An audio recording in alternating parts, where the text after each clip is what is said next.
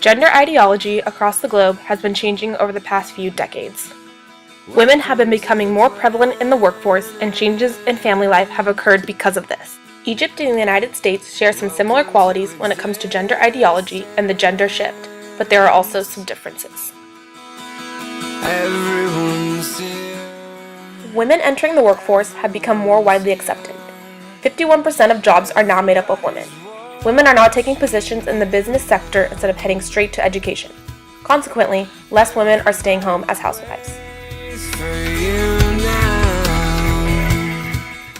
People in both the United States and Egypt have been getting married later. In Egypt, this is because women are working after they finish their education to save up money for their marriage. The number of single women in Egypt has gone up 33% in over 30 years. In the United States, people are also getting married later because they are focusing more on their careers and higher education. Unlike women in the United States, Egyptian women don't tend to stay working after they are married. The wife is strictly responsible for household chores and do not have time to work, clean house, and raise children.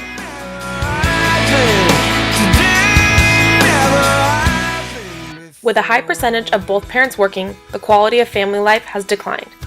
74% of working American parents believe that they do not have enough time to spend with their kids. Also, the number of children born out of wedlock has increased by over 20% in 20 years.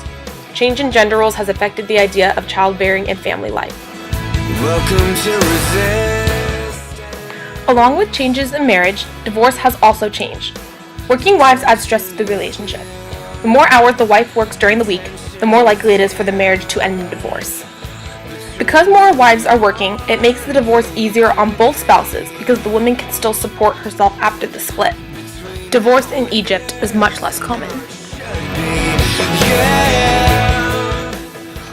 Although a lot of countries have come a long way in making life better for women and making it possible for them to have careers, there is still some inequality.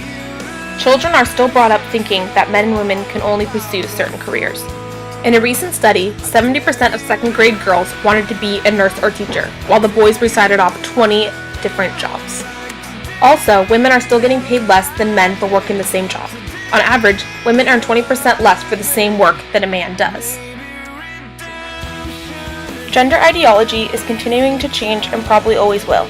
It is important to keep watch of the trends and note the consequences that come from these changes.